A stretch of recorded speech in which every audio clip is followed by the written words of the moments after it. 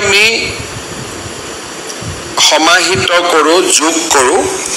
তেতিয়াহ'লে আমাৰ চৰকাৰৰ কাৰ্যকালত আমি এই মুহূৰ্তলৈকে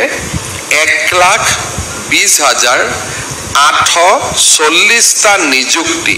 দিবলৈ আমি সক্ষম হৈছোঁ অৰ্থাৎ 2021 চনৰ পৰা 1,20,000 যুৱক যুৱতীয়ে চৰকাৰী চাকৰি পাবলৈ সক্ষম হৈছে অহা 10 অক্টোবৰ তাৰিখে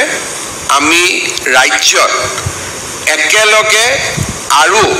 প্ৰায় 40,000 যুৱক যুৱতীক নিযুক্তি দিম নিৰ্বাচনৰ সময়ত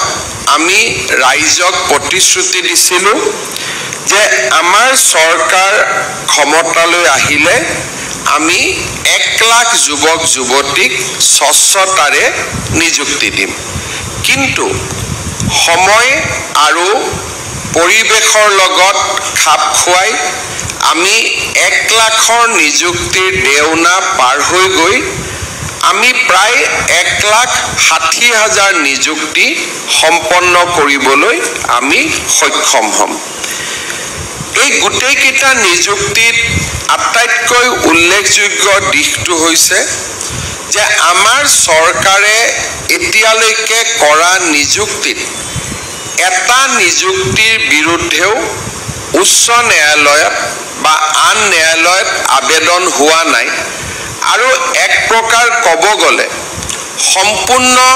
ন্যায় আৰু স্বচ্ছতাৰ ভিত্তিত আমি নিযুক্তি কৰাৰ বাবেই কোনো যুৱক যুৱতীয়ে নিজকে বঞ্চিত অনুভৱ কৰা নাই আৰু আদালতত যোৱাৰো তেওঁলোকে পোষকতা কৰা নাই অৰ্থাৎ চাকৰি পোৱাজনেও স্বচ্ছতাৰ ওপৰত আস্থা ৰাখিছে আৰু চাকৰি নোপোৱাজনেও চৰকাৰৰ ওপৰত বিশ্বাস ৰাখিছে যে যিগৰাকীয়ে চাকৰি পাইছে মোতকৈ তেওঁলোক অধিক যোগ্য মই এইবাৰ নাপালোঁ অহাবাৰ মই তাৰ কাৰণে প্ৰচেষ্টা কৰিম এনে ধৰণৰ পৰিৱেশ আমাৰ ৰাজ্যত কেতিয়াও দেখা পোৱা নগৈছিল কোনোবা এটা নিযুক্তি দিবলৈ হাতত লোৱাৰ লগে লগে বহু গোচৰ আৰু ৰিজাল্টৰ পিছত হোৱা বিতৰ্কই আমাৰ চৰকাৰী চাকৰিৰ বাবে প্ৰয়োজনীয় স্বচ্ছতাক নোহোৱা কৰিছিল যুৱক যুৱতীৰ মাজত সন্দেহ আৰু অবিশ্বাসৰ বীজ ৰোপণ হৈছিল আৰু বাৰে বাৰে হোৱা আদালতত গোচৰ প্ৰক্ৰিয়াৰ বাবে চৰকাৰী নিযুক্তিৰ এক প্ৰকাৰ